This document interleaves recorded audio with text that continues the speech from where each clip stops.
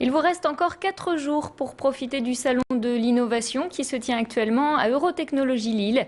Organisé par le réseau Ginov, cette semaine a pour objectif d'aider les entrepreneurs à innover, à découvrir plus d'une centaine de produits innovants développés dans la région, dans des secteurs très divers comme le textile, le web, l'agroalimentaire ou même l'électroménager. Plus de détails avec ce représentant de la CCI de Lille. Il est au micro de Frédéric Regnault.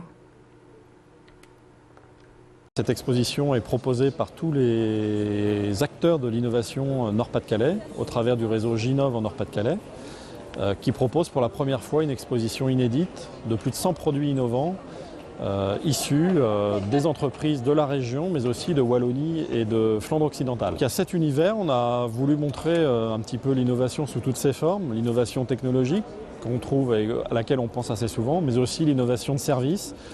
L'innovation dans le domaine des grands publics, mais aussi dans le domaine plus industriel, le B2B ou le B2C. Et donc l'idée, c'est de montrer le côté multiforme de l'innovation. La semaine de l'innovation se poursuit jusqu'à vendredi. Lors de la première édition, en novembre 2009, près de 2500 visiteurs avaient arpenté les allées du salon. Laurent Boyer et toute l'équipe de Midi en France enregistrent actuellement leur émission en direct de Tourcoing. Toute la semaine, les caméras de France 3 ont élu domicile place de la République à Tourcoing. Les habitants sont invités à assister au tournage de l'émission qui est en direct à partir de 10h50 et jusqu'à 13h40. Si les coulisses de la télévision vous intéressent, n'hésitez pas. Laurent Boyer et ses chroniqueurs sont présents jusqu'à vendredi. Ils vont présenter la culture de notre région, qu'elle soit musicale, culinaire ou historique. Notre journaliste Frédéric Regnault est allé à la rencontre de l'animateur Laurent Boyer, un animateur qui connaît déjà plutôt bien la région.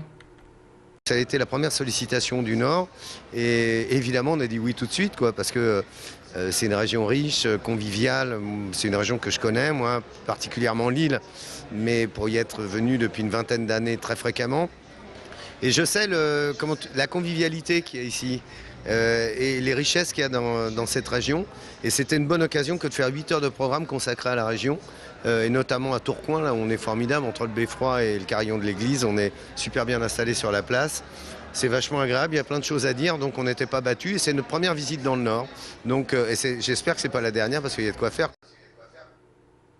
On ouvre à présent une nouvelle page sur les suites du premier tour des élections cantonales. Vous le savez, ce scrutin a majoritairement été boudé par les électeurs. Plus de la moitié d'entre eux ne sont pas allés voter dans notre département. Pour tenter de comprendre les raisons de ce désintérêt, notre caméra est allée à Roubaix à la rencontre des électeurs. Là-bas, pour le second tour, ils devront choisir entre le Front National et le Parti Socialiste. Alors, quelles sont les intentions des Roubaisiens? Écoutez leurs réponses. Je vois pas l'intérêt d'aller voter pour des partis politiques qui, dans le fond, n'en ont rien à faire de nous. Que ce soit le Parti Socialiste ou l'UMP, ça revient du pareil au même. Le Front National, c'est de l'extrême. Personnellement, c'est pas mon choix. Le Front National peut malheureusement passer un petit peu partout en France, ce qui est bien dommage. Maintenant, tout est à revoir au niveau politique, selon moi, en France. Même si elle passe au deuxième tour, c'est tout, je laisse faire les choses. Je me sens pas représentée. Moi, je suis fille d'immigrés. Et que ce soit par la droite ou par la gauche, voilà, je ne me sens pas concernée par le sujet. On a un droit, c'est une arme le vote. Donc moi j'inciterai tout le monde à voter. Bon, après chacun fait ce qu'il veut, mais moi personnellement j'irai voter la semaine prochaine. Et nous vous le disions dès hier, 17 candidats du Front National vont être présents lors du second tour des élections dimanche prochain. Il reste encore une problématique à élucider. Quelles vont être les consignes de vote des deux partis républicains face aux partis d'extrême droite? Au PS, au Parti Socialiste, il faut faire barrage au Front National et donc voter UMP.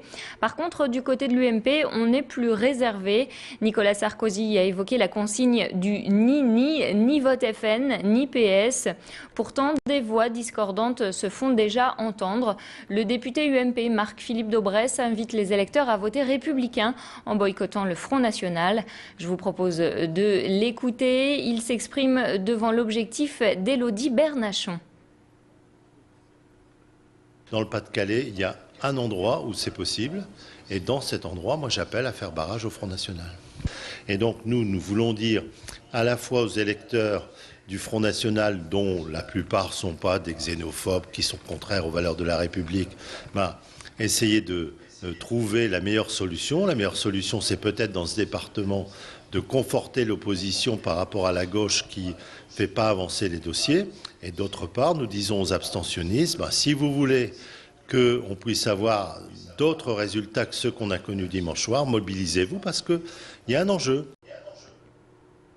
Alors vous l'aurez compris, le grand gagnant de ce premier tour des élections cantonales dans le Nord, c'est bel et bien le Front National. La vague bleu marine a déferlé sur le Nord, qui est d'ailleurs le département de France où l'on a le plus voté pour le parti d'extrême droite. Dans le Nord, 30% des électeurs qui ont glissé un bulletin dans l'urne ont voté pour le FN. À Hénin-Beaumont, avec 36% des voix, c'est le frontiste Steve Briouat qui arrive en tête des suffrages. Il se disputera un siège au Conseil général avec le socialiste sortant Jean-Marie Pic, qui récolte quant à lui 31% des votes.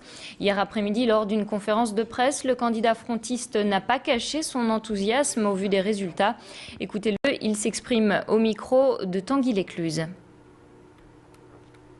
Bien que nous ayons réalisé de très bonnes performances dans d'autres cantons de France, je pense au sud, à Perpignan, je pense à Béziers, je pense à Nice. Voilà, le Front National a réussi à redevenir au centre de la vie politique, à retrouver ses scores d'avant quelques années, et donc c'est réjouissant. Et surtout ici où nous avons été confrontés depuis des années à ce système du Parti socialiste, eh bien nous pouvons penser que demain il sera possible de garder ce canton. Voilà, c'est la fin de ce flash. Merci de l'avoir suivi. On se retrouve dans un court instant pour faire ensemble le point sur vos prévisions météo.